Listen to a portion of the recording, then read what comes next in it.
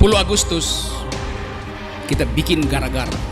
Ambisi Jokowi adalah mempertahankan legasinya. Dia memikirkan nasibnya sendiri. Dia nggak pikirin nasib kita. Saya percaya bahwa 10 Agustus nanti akan ada kemacetan di jalan tol. Lebih baik macet di jalan tol daripada macet di jalan pikiran. Baru-baru aja Pak Rocky Gerung mengatakan bahwa Pak Jokowi itu bajingan yang tolol dalam mengekspresikan ketidaksetujuannya terhadap IKN. Pertama soal IKN dulu. Begini ya, jadi DKI Jakarta itu penduduknya adalah 10, something juta jiwa. Ya, sementara luas areanya cuma 660 something kilometer persegi. Dan ini menghasilkan kepadatan penduduk yang super padat sekali. Misalnya di Kuala Lumpur ya, itu kepadatan penduduknya sekitar 8 ribuan orang ya per kilometer persegi. Lalu juga ada Singapura sekitar 6 ribuan orang per kilometer persegi.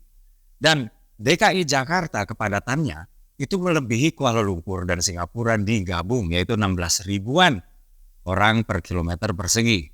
Dampaknya apa? Dampaknya adalah misalnya nih ada banyak. Misalnya soal limbah ya. DKI Jakarta itu menghasilkan 7.500 ton limbah per hari atau sebesar Candi Borobudur. Dan dampak kedua, soal air tanah nih. Penggunaan masif air tanah oleh segitu banyak orang di 1 kilometer persegi yang sama. Ini menyebabkan turunnya permukaan tanah 6-11 cm ya. Kalau misalnya kita merujuk pada data UI ya, BPPT, Tokyo Institute, dan lain-lain. Nah, hal inilah yang menyebabkan Jakarta ini udah nggak sanggup lagi menanggung atau mengemban ya beban kependudukan ya akibat digabungnya pusat pemerintahan sekaligus pusat ekonomi di tempat yang sama. Oke. Nah, lalu setelah pertimbangan yang panjang ya, aspek sejarah, aspek geopolitik, aspek keadilan, aspek pembangunan Indonesia sentris, maka dipilihlah Penajam Pasir untuk menjadi ibu kota negara yang baru.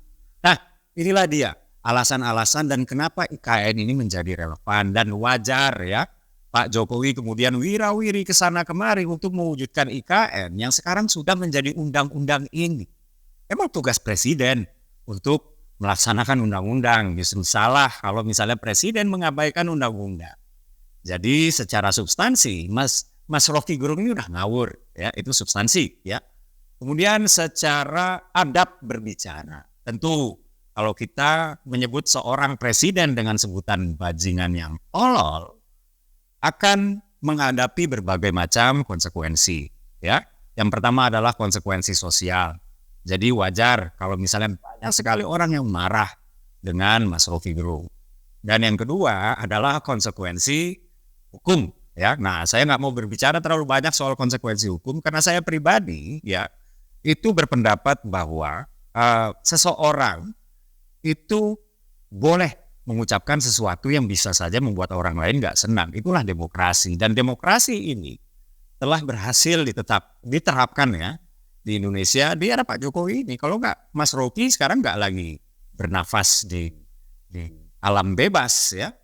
Nah, itulah dia. Ya, jadi wajar kalau kemudian Mas Rocky menghadapi konsekuensi sosial, dibully segala macam ya, walaupun saya nggak setuju juga sama pembulian, tapi itulah konsekuensi yang Anda hadapi ketika Anda dengan biadabnya ya menyebut presidennya 280 juta rakyat Indonesia dengan sebutan bajingan yang tolol.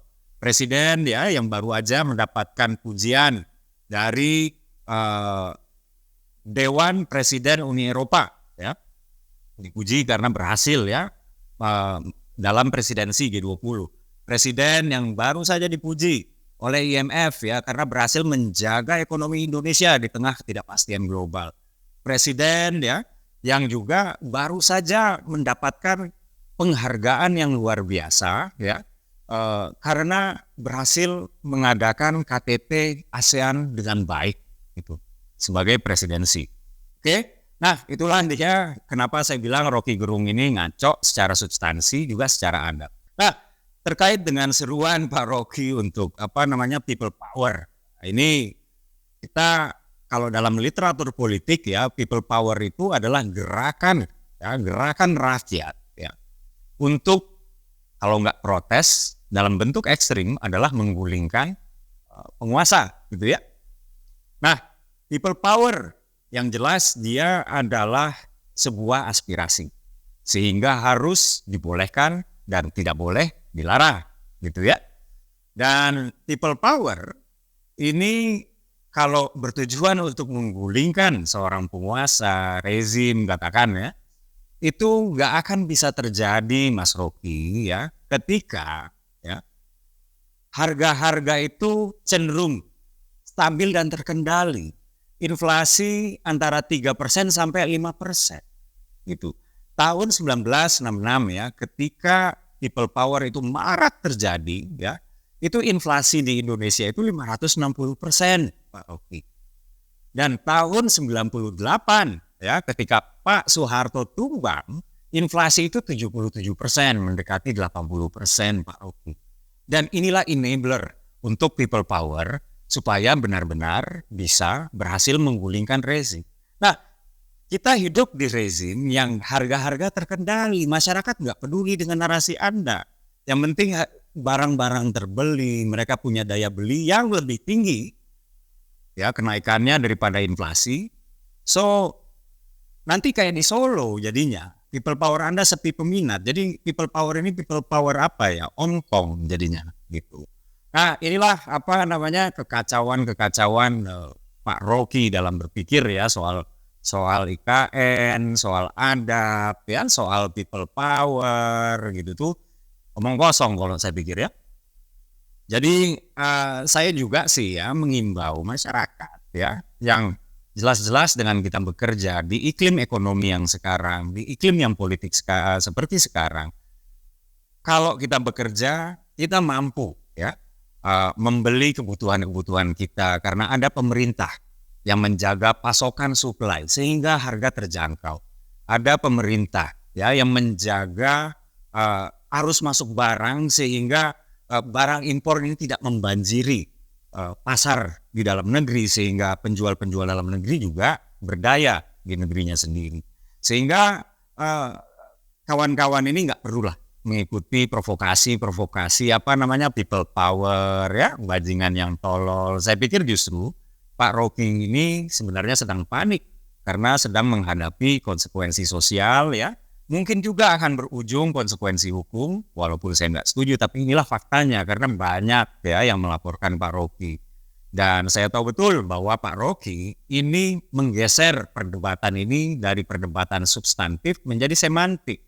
Seolah-olah bajingan itu dilihat hanya dari aspek sejarah bagaimana kata bajingan itu pertama kali muncul gitu ya.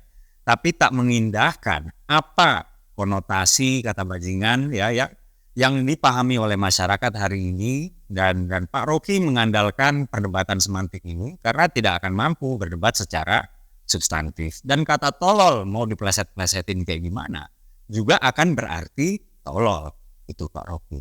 Jadi semoga Pak Rocky dapat hidayah. Saya Dedek Prayudi, wassalamualaikum warahmatullahi wabarakatuh.